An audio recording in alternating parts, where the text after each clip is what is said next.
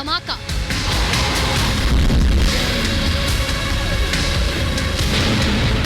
तालिबान से लड़ाई, पुतिन की एंट्री। तालिबान युद्ध की काबुल रिपोर्ट।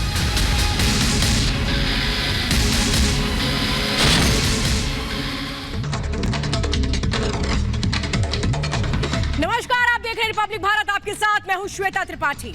सिर्फ और सिर्फ अफगानिस्तान में इकलौता रिपब्लिक भारत है जो अपनी ग्लोबल कवरेज के जरिए अब वहां पे क्या कुछ हो रहा है ये हम आपको पल पल बता रहे हैं। लेकिन जो कुछ भी वहां पर हो रहा है, अफगानिस्तान में तालिबान और अफगान के बीच जिस तरह से गृह युद्ध छिड़ा हुआ है, दुनिया का सबसे बड़ा संघर्ष चल रहा है वहां पर।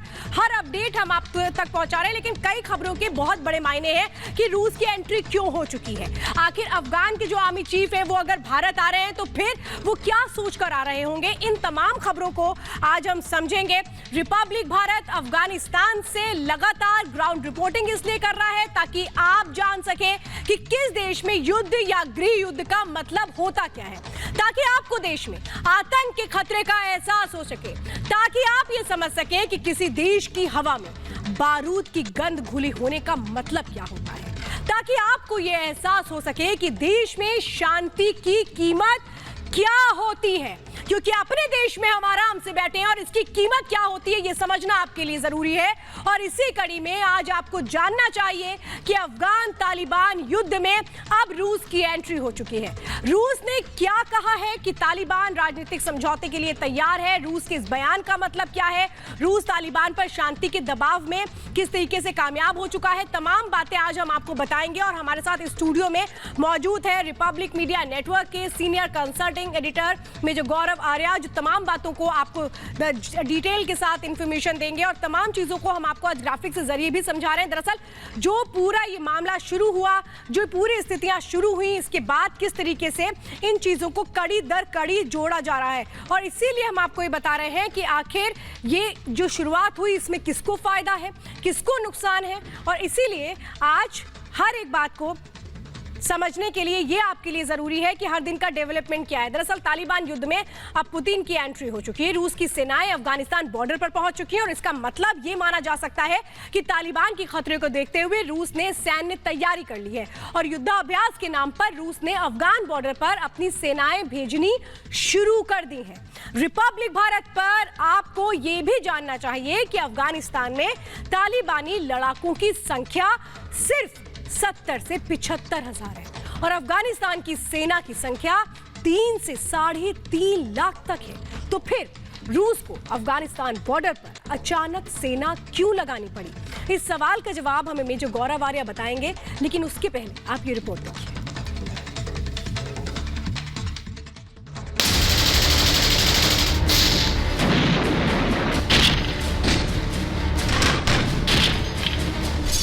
आकाश में रॉकेट, जमीन पर जंग।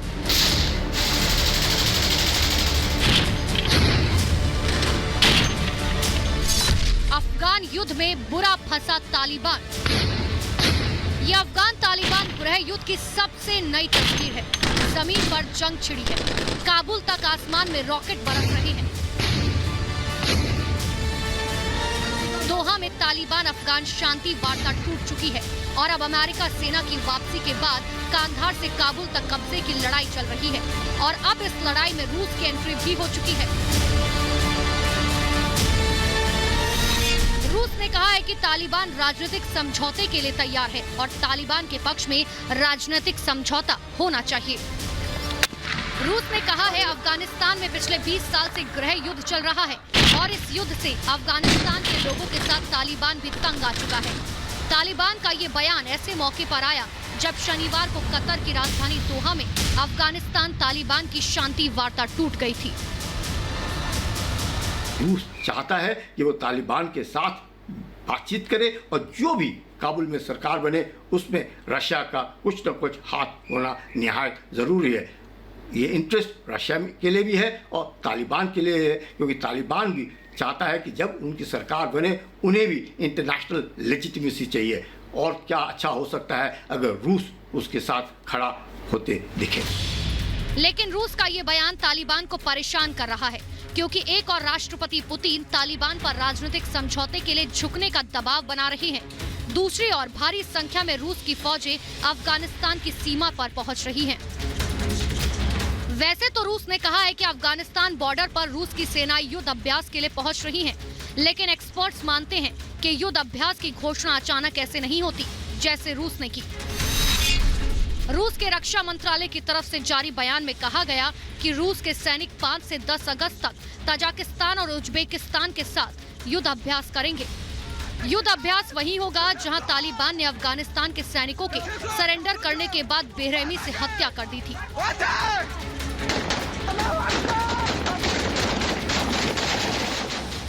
रूस की सेना ने कहा कि रूस के 201वें सैन्य अड्डे से रूसी टैंक, तोप और भारी संख्या में सैनिकों को अफगान सीमा पर भेजा गया। रशिया की मानना है कि ये मिलिट्री ड्रिल रशिया, ताजिकिस्तान और उज्बेकिस्तान की सिक्योरिटी के लिए लॉन्च होगा और इसका कोई भी पॉलिटिकल मायना नहीं है। माना जा रहा है कि तालिबान की हिंसा से रूस सतर्क हो गया है, इसीलिए अफगानिस्तान बॉर्डर पर पुतिन की सेनाओं की एंट्री हुई, क्योंकि तालिबान इराक और पाकिस्तान बॉर्डर की चौकियों पर कब्जा जमा चुका है और रूस को आशंका है कि तालिबान संकट बढ़ने से शरणार्थी संकट भी बढ़ेगा। साथ ही तालिबान के आतंकी और समर्थक रूस की सीमाओं में घुस सकते हैं। शेर शाह नवाबी, रिपब्लिक भारत, काबुल। एक बड़ी खबर आ रही है, तालिबान के आतंकी गठजोड़ पर बड़ा खुलासा हुआ है। राष्ट्रपति अशरफ गनी का ये बड़ा खुलासा है, जिसमें ये कहा गया है कि तालिबान जैश लश्कर के गहरे संबंध है। अशरफ गनी इस बात को कबूल रहे हैं, तालिबान के अलकायदा से भी गहरे संबंध है। देश को आतंकी अड्डा बनाना चाहता है तालिबान, और किसकी मदद से? पाकिस्तान की मदद से। जैश लश्कर की गहरे संबंध है तालिबान से। मेजर गौरव आर्या समझना चाहूंगी कि ये तो खुलकर की ये बातें अभी तक दबी जुबान में थी मेजर गौरव आर्या, लेकिन यहाँ पर तो राष्ट्रपति अशरफ गनी साफ तौर पे कह रहे हैं कि कैसे तालिबान जैश लश्कर मिला है, यानी कि तालिबान और पाकिस्तान मिला है। बिल्कुल श्वेता, ये आज की बात नहीं है। जब मैं भी जम्मू और कश्मीर में था तब भी जब वहाँ पे अफगान आते थे, वहाँ पे पाकिस्तानी आते थे, लश्कर और जैश वाले भी वहाँ पे आते थे। ये बहुत पहले की, मैं 90s की बात कर रहा हूँ, तो ये आज का गठजोड़ नहीं है जो अशरफ गनी साहब बोल रहे हैं, ये बहुत पहले का गठजोड़ है। और ये इनकी आइडियोलॉजिकली ये लोग अलाइंड हैं, जैसे कि जिसको हम पॉलिटिकल इस्लाम बोलते हैं, किस तरीके से इनको राज करना है, किस तरीके से इनको शरिया नाफिज करना है। तो इन सब का कहीं ना कहीं जाके आप अलकायदा की बात देखिए, अलकायदा और तालिबान भी एक्चुअली अलाइंड हैं। ओसामा बिन लादेन को किसने शह दी थी इतने साल? उनको मुल्ला उमर ने शह दी थी ओसामा बिन लादेन को। इसी तरीके से जैश ए मोहम्मद, लश्कर तैयबा, आपने बिल्कुल ठीक बोला, ये लोग आइडियोलॉजिकल अलाइंड है और एक साथ जब मौका मिले ये लोग एक साथ काम भी करते हैं। श्वेता, मतलब अपने अपने फायदे इन सब के। जी बिल्कुल, जी बिल्कुल। तो कुछ और जानकारियां देते हैं और इसके बाद मेजर गौरव आर्या से हम ये भी समझेंगे कि आखिर आप पुतिन की एंट्री का मतलब क्या होता है। अगर पुतिन एंट्री करते हैं, एक तरफ शांति की वार्ता करते हैं, दूसरी तरफ अफगान बॉर्डर पर अगर अपने सैनिकों को तैनात करते हैं, तो फिर इसके क्या मतलब हो सकते हैं? जरा मैं आपको आसान भाषा में अब समझाने जा रही हूँ। वजह नंबर 1 ये है कि रिफ्यूजी संकट बढ़ेगा। तालिबान से पुतिन क्यों सावधान है, ये हम बता रहे हैं। रूस से सटे देशों में अस्थिरता बढ़ेगी, इसलिए वो सावधान है। रूस में एंट्री कर सकते हैं आतंकवादी, और यही वजह है कि अब किस तरह से यहां पर एक शांति की कोशिश हो रही है। चेचन्या, काकेश में स्थिति बिगड़ सकती है, ये भी जानकारी मिल रही है। और पांचवी बड़ी वजह मैं आपको बताती हूं, कई अहम बॉर्डर्स पर कब्जे का खतरा है रशिया को भी, और इसीलिए शांति वार्ता की बात यहां पर कही जा रही है कि तालिबान शांति वार्ता कर ले। और मैं चाहूंगी मेजर गौरव आर्या, इन बातों के मायने आप जरा समझाइए। देखिए, अफगानिस्तान का एक समय पे डायरेक्ट बॉर्डर हुआ करता था जब यूएसएसआर था। अब यूएसएसआर नहीं, अब रशिया है। तो उज्बेकिस्तान के साथ तकरीबन, अगर मैं गलत नहीं बोल रहा, तो तकरीबन 150 पौने 200 किलोमीटर का तकरीबन बॉर्डर है। और ये बात तो है कि अगर खाना जंगी होती है, जिसको सिविल वॉर भी हम कहते हैं, अगर खाना जंगी होती है अफगानिस्तान के अंदर, तो इसके असरात सबसे पहले पाकिस्तान में होंगे, ईरान में होंगे, और ये जितने भी रिपब्लिक्स थे जो पहले सोवियत यूनियन का हिस्सा हुआ करते थे, कजाकिस्तान, उज्बेकिस्तान, सब में ये फैलेगा और फिर वहां से रशिया में भी फैल सकता है। पहली बात ये। दूसरी बात श्वेता, हमें कभी नहीं भूलनी चाहिए कि द ग्रेट गेम इसको कहा गया है। और आज से नहीं, इसको ग्रेट गेम कहा गया है सिख एम्पायर महाराजा रंजीत सिंह के जाने के बाद, जब अंग्रेज घुसे थे वहां पे, और उसके बाद सब लोग चाहते थे कि अंग्रेज भी वहां पे आए, और वहां पे रशियंस का भी शुरू में जब जार था तब इनका वहां पे दबदबा बोलता था, तब से ग्रेट गेम वहां पे खेला जा रहा है। अफगानिस्तान की जियो स्ट्रेटेजिक लोकेशन बड़ी जबरदस्त है और इसी के लिए सब लोग चाहते हैं कि अफगानिस्तान में इन्फ्लुएंस हो। ये पोस्ट विड्रॉल अफगानिस्तान कैसे होगा, है ना? वहां पे क्या चाइना का दखलंदाजी होगी? रूस का क्या वहां पे दबदबा रहेगा? क्या वहां पे अमेरिका रहेंगे? लोग जो कह रहे हैं, श्वेता, आप इस बात का भी ध्यान रखिएगा, लोग जो कह रहे हैं कि अमेरिका ने विड्रॉ कर लिया, विड्रॉ नहीं करा अमेरिका ने अपने आप को रीपोजिशन करा है। यानी कि जैसा आपने बिल्कुल ठीक बताया था, तालिबान है 70 से 75 हजार, 3 से 3.5 लाख है वहां पे अफगान नेशनल आर्मी और पुलिस और पैरामिलिट्री फोर्सेस, लेकिन उनको सपोर्ट करने के लिए अमेरिका वहां पर रहेगा। अब अफगानिस्तान एक केक है, अब ये जब कटेगा तब सब में बटेगा, और सब लोग चाहते हैं कि एक स्लाइस उनके पास आए। ये टोटल स्टोरी है। मतलब सबको ये लग रहा है कि अपना अपना बेनिफिट ले लिया जाए, लेकिन आपने ये बात, बड़ी बात बताई है मेजर गौरव आर्य। मैं समझूंगी आपसे कि जो अमेरिका है वहां से दरअसल उसने अपनी सेना को हटाया नहीं, बल्कि रीपोजिशनिंग की गई है। मैं जरा ये समझूंगी आपसे। तो आपने देखा कि कैसे अफगानिस्तान में तालिबान के बढ़ते वर्चस्व से पड़ोसी मुल्कों पर भी इसका असर पड़ेगा। भारत और अफगानिस्तान का पड़ोसी है और अफगानिस्तान से हमारे रिश्ते भी काफी अच्छे रहे, और इसीलिए तो तालिबान को सबक सिखाने के लिए अफगानिस्तान भारत की मदद चाहता है, और इसी को लेकर अफगानी सेना प्रमुख 27 जुलाई को भारत आ सकते हैं।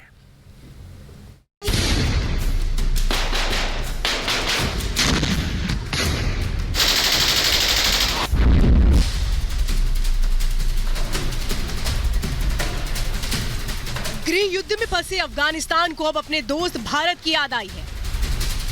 सूत्रों के मुताबिक अफगानिस्तान के सेना प्रमुख जनरल वली मोहम्मद अहमदजई 27 जुलाई को भारत आ रहे हैं।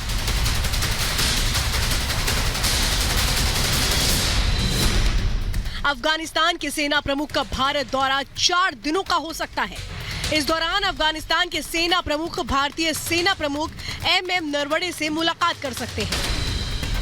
इसके अलावा अफगानिस्तान के सेना प्रमुख भारत के राष्ट्रीय सुरक्षा सलाहकार अजीत डोभाल के साथ भी बैठक कर सकते हैं। हालांकि सुरक्षा कारणों से अफगान सेना प्रमुख की यात्रा को बेहद गोपनीय रखा गया है, लेकिन माना जा रहा है कि अफगान सेना प्रमुख अफगानिस्तान के हालात पर चर्चा के साथ साथ भारत से मदद की मांग कर सकते हैं। जनरल अहमदजाई 4 दिन के दौरे पर भारत यात्रा करेंगे।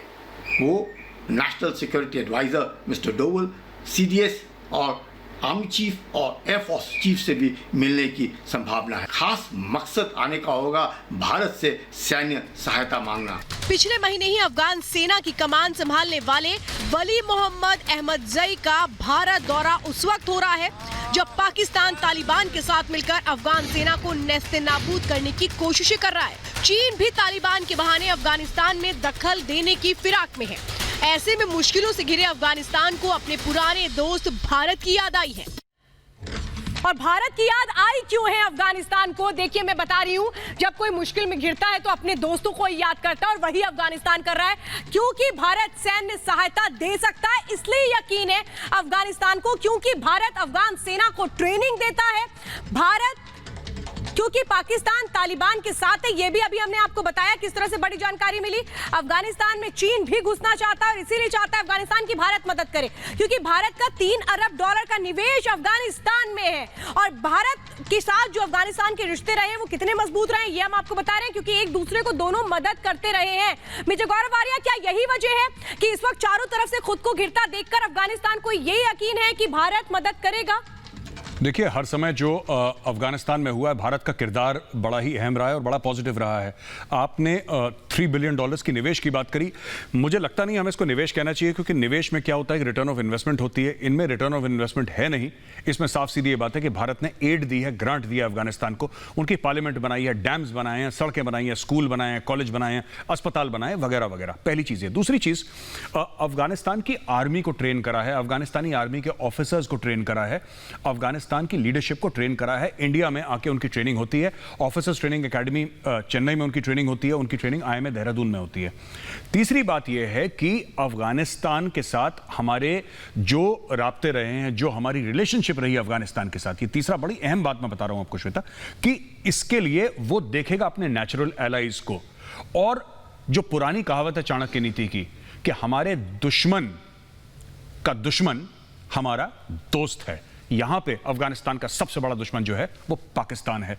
पाकिस्तान है जिसने तालिबान को जन्म दिया, पाकिस्तान है जिसने अलकायदा को शह दी, पाकिस्तान वो है जहां पे ओसामा बिन लादेन पाया गया, पाकिस्तान वो है जहां पे मुल्ला उमर भाग कर गया, पाकिस्तान वो जगह है जहां पे अल जवेरी पाया गया। और आखिरी में बताना चाहता हूं, पाकिस्तान वो जगह है जिसको शेख रशीद, उनका मिनिस्टर ऑफ इंटीरियर, जैसे हमारे अमित शाह जी होम मिनिस्टर, वैसे पाकिस्तान का होम मिनिस्टर कहता है कि वहां पे तालिबान आते हैं, तालिबान रहते हैं, तालिबान का इलाज होता है, तालिबान का वहां पे बेस है। क्वेटा शूरा की बात किसको नहीं पता? आप बताइए, क्वेटा शूरा की बात किसको नहीं पता? और पेशावर में क्या होता है ये किसको नहीं पता? Everybody knows. हकानी नेटवर्क। तो ये सब जो चीजें हैं, इसमें पाकिस्तान की ISI, पाकिस्तान की आर्मी का सीधा साधा रोल है। अब अगर किसी की तरफ देखेगा अफगानिस्तान, तो भारत की तरफ देखेगा, अमेरिका की तरफ देखेगा और वेस्टर्न वर्ल्ड की तरफ देखेगा। और भारत अपना किरदार मुझे लगता है कि पूरा जरूर करेगा। मिर्जा गौरव, मैं आपसे एक बात और समझना चाहती हूँ। हमने देखा था कि जब इजराइल और फिलिस्तीन के बीच विवाद चल रहा था, उस वक्त पूरी दुनिया एक साथ खड़ी हो गई थी और कहा गया था कि नहीं, इस संघर्ष को खत्म किया जाना चाहिए। इजराइल का सपोर्ट भी किया जा रहा था और ये कहा जा रहा था कि कैसे वहां से निकालना है हमास को फिलिस्तीन से। लेकिन यहाँ पर हम देख रहे हैं कि अफगानिस्तान में जब इतना बड़ा संघर्ष चल रहा है, तालिबान किस तरीके से नए रूल्स लेकर आ रहा है, कोई नहीं खड़ा। जी देखिए, ऐसा है कि अभी किसी को पता नहीं है। फिलिस्तीन को देखिए कि बहुत छोटी सी जगह है वो। फिलिस्तीन कहाँ शुरू होती है, कहाँ खत्म होती है, आप अगर रेडियो पे अपने 4-5 गाने सुन लें तो फिलिस्तीन खत्म हो जाएगा, इतना सा है फिलिस्तीन। अफगानिस्तान बहुत बड़ा है, पॉपुलेशन बहुत कम है। दूसरी चीज, किसी को यह नहीं पता कि जिसको कहते हैं ऊंट किस करवट लेटेगा अफगानिस्तान में। यह बात सही है कि तालिबान का नंबर कम है, लेकिन तालिबान एक होमोजीनियस एंटिटी नहीं है। तो इससे क्या होता है कि किसी को नहीं, ये पकड़ में नहीं आते। ये अपना हथियार छोड़ दिया फिर तो गांव वाले हैं, खेतीबाड़ी करने वाले हैं, जब हथियार पकड़ लिया तो तालिबान बन गए। तो इजीली रिकॉग्नाइजेबल नहीं है, इसीलिए लोग आइडेंटिफाई कर रहे हैं। लेकिन एक मैसेज चला गया श्वेता क्लियरली तालिबान को, काबुल पे चढ़ाई करोगे तो इसकी कीमत तुम्हें देनी पड़ेगी। ये अमेरिका ने और सारी दुनिया ने इनको वाजे कर दिया है। और अगर तालिबान ये समझ ले तो अच्छा है, वरना उसका खात्मा भी बहुत जरूरी है। बहुत बहुत धन्यवाद मिर्जा गौरव आर्य तमाम जानकारियां देने के लिए। और लगातार रिपब्लिक भारत अपनी ग्लोबल कवरेज के जरिए आप तक हर तस्वीर हर दिन पहुंचाता रहेगा। शाम 5:30 पे हम आपके साथ लगातार हर अपडेट के साथ लेकर के आएंगे। फिलहाल आज के लिए मुझे दीजिए इजाजत, नमस्कार।